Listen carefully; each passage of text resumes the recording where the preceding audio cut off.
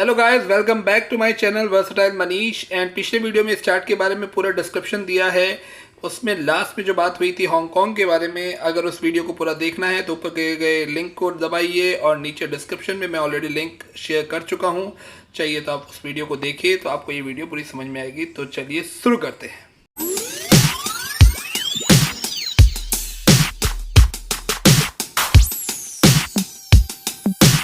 तो अगर 11.2% हम हटा देते हैं हांगकांग का, तो आप टेबल का जो बाइफिकेशन है वो चेंज हो जाएगा। मान लो इंडिया 3% है तो हो सकता है 5% हो जाए। तो चाइना को पता है इंडियन मार्केट बहुत इंपॉर्टेंट है उसके लिए। अब आपको दूसरी बात ये बताता हूँ कि एक्सपोर्ट में अगर आप एक्सपोर्ट कोई कंट्री को करते हो तो वहाँ उस कंट्री से इम्पोर्ट भी करते हो। वहाँ आपकी जो ज़रूरत होती है वो इम्पोर्ट करते हो। अब वो एक्सपोर्ट इम्पोर्ट में जब आप 10 रुपये का एक्सपोर्ट करते हो 3 रुपये का इंपोर्ट करते हो तो 7 रुपये का आपका सरप्लस रहता है। और आप 10 रुपये का एक्सपोर्ट करो, 15 रुपये का आपका वो इंपोर्ट करो तो 5 रुपये का डेफिसिट रहता है। तो इंडिया और चाइना के सिनारियो में चाइना ज़्यादा प्रॉफिट में है। चार्ट से आपको ये समझ में आएगा कि चाइना कौन सी कंट्री से कितना सरप्लस करता है। यहाँ पर यूएस से चाइना 295.3 बिलियन का सरप्लस ट्रेड करता है। हांगकांग का ले लो तो हांगकांग का लगभग सेम का सेम, माने 279 का एक्सपोर्ट करता है, 9.6 बिलियन का इंपोर्ट करता है। तो 270 तो हांगकांग में बहुत सरप्लस है क्योंकि उसकी इंपोर्ट है नहीं। और इंपोर्ट क्या, वो खुद की कंट्री है, खुद का देश है, तो थोड़े दिन में उसको अपने अंदर लेने ही वाला है। तो हांगकांग को काउंट करना बेकार है। फिर नीदरलैंड्स है, फिर इंडिया है। तो इसका सबसे ज़्यादा जो सरप्लस है वो अगर थोड़ा सा यूनाइटेड स्टेट्स है, क्योंकि यूनाइटेड स्टेट्स से वो इम्पोर्ट भी करता है, इंडिया से भी इंपोर्ट करता है। उसके बाद वो 57 बिलियन का उसका सरप्लस रहता है। तो इंडिया के पास से उसको फायदा ही फायदा है, नुकसान नहीं है। केवल लोग बोलते हैं कि कितना एक्सपोर्ट करता है, कितना एक्सपोर्ट करता है, 3% नहीं 5% लगभग आप हांगकांग को हटाए तो हो ही जाता है। उसके बाद ये जो सरप्लस और डेफिसिट का गेम है ये बहुत बड़ा है, क्योंकि ये जापान से, साउथ कोरिया से, वियतनाम से, ताइवान से, इन सब कंट्रियों से इंपोर्ट भी करता है। तो अगर 10 रुपये का एक्सपोर्ट कर रहा है तो 7-8 रुपये का इंपोर्ट भी कर रहा है। ऑस्ट्रेलिया से एक्सपोर्ट करता है तो इंपोर्ट भी करता है। तो इनके पास इसके पास सरप्लस नहीं होता। माने आपको मैं 10 रुपये का सामान बेचा और मैंने आपसे 8 रुपये का सामान खरीदा, तो लेना देना कितना का 2 रुपये को, जो बैलेंस बढ़ता है वही हमारा। तो उस हिसाब से उस सिनारियो में इंडिया बहुत उसके लिए फायदे वाली चीज़ है।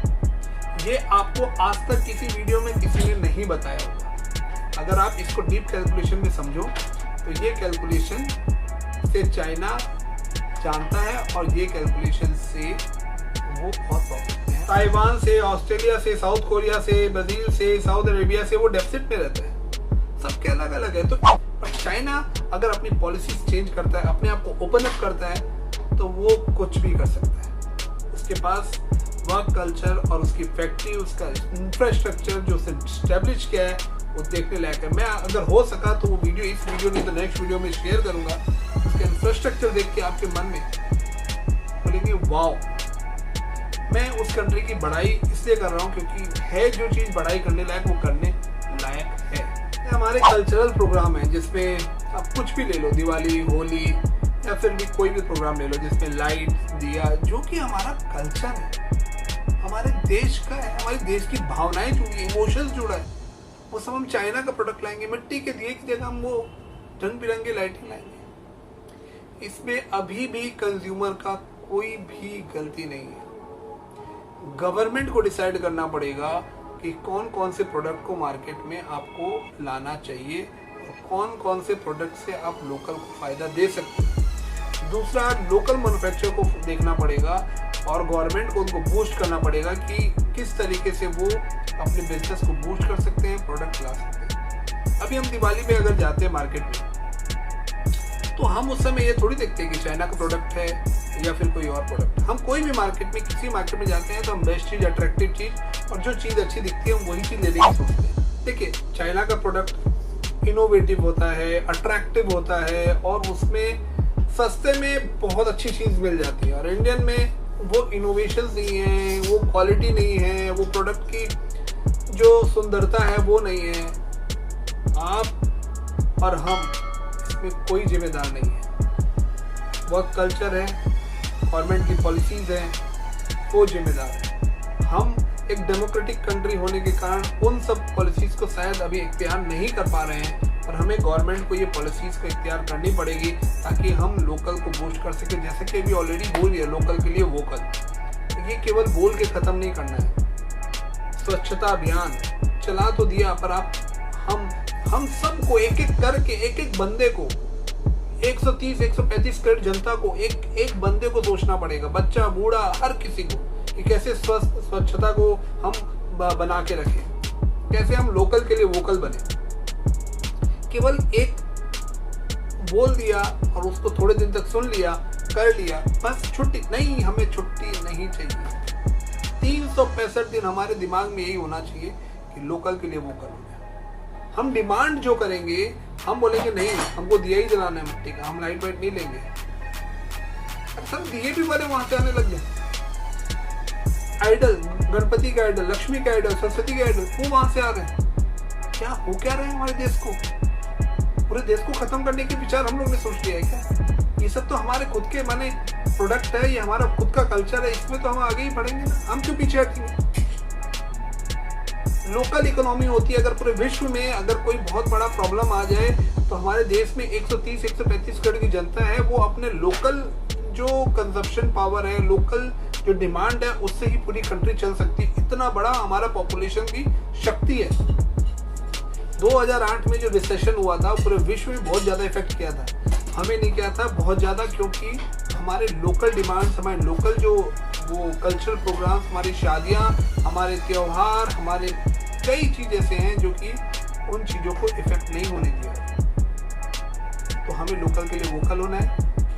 एक हमारे मन में एक और भी चीज़ है, यार ये चाइना का प्रोडक्ट बहुत सस्ता और बहुत ख़राब, बहुत सड़ा हुआ बनता है, चला तो चांद तक नहीं तो रात तक।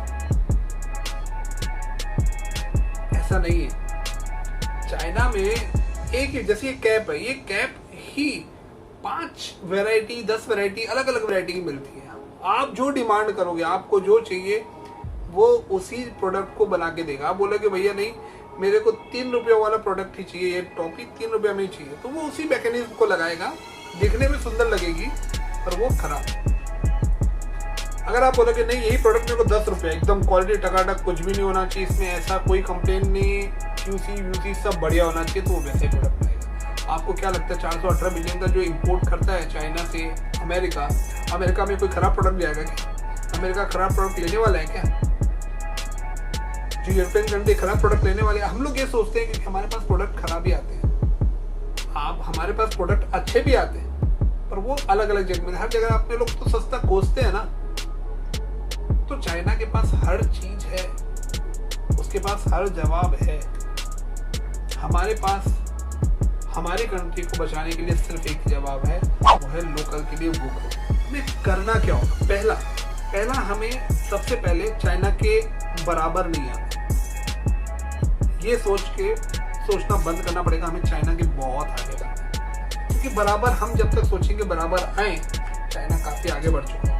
और ये चीज़ें रातों रात नहीं होगी, इसको टाइम लगेगा, हमें टाइम देना पड़ेगा, थोड़ा टाइम हमें पेशेंस के साथ रहना पड़ेगा। जो चीज़ अच्छी हो रही है उसको बैकिंग करनी पड़ेगी, आवाज़ जरूर उठानी है गलत चीज़ों पे। अगर एक चीज़ हो सके तो हमारे देश में पॉलिटिकल पार्टियां कब होनी चाहिए? जो आज मैं आपसे नाराज हुआ, भैया हम तो नाराज हो गए, हम तो दूसरी पार्टी बना के खड़ा करेंगे। वो तीसरा नाराज हुआ, वो पार्टी बना। अमेरिकन सिस्टम में 2 पार्टियां, आप नेता चुनो, हर पार्टी उनकी भी वोटिंग होगी, उनको भी डेमोक्रेटिक तरीके से चुना जाएगा। वो बंदा ऐसा नहीं है कि वो अपने घर परिवार से रिलेटेड हो तो उसको बस चुन लिया ना, उसको भी वोट मिलेंगे, तब जाके वो उस पार्टी का नेता बनेगा। उस पार्टी का नेता बनेगा, उसके लिए फिर वो पब्लिक इलेक्शन होगा, उसके लिए वोट होगा, फिर वो जाके उच्च पद पर बैठे। दोस्तों, अब हमें इंडिविजुअली कदम उठाने पड़ेंगे। चाइना अपने महत्वाकांक्षा के कारण वो गलत जगह हाथ डाल चुका है।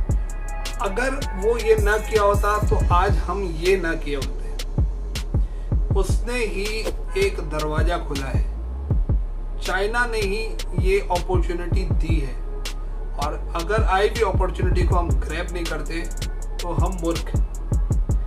आज विश्व की सारी कंट्री, मेजर कंट्रीज हमारे हाँ में हाँ, हमारे ताल में ताल मिला रही है।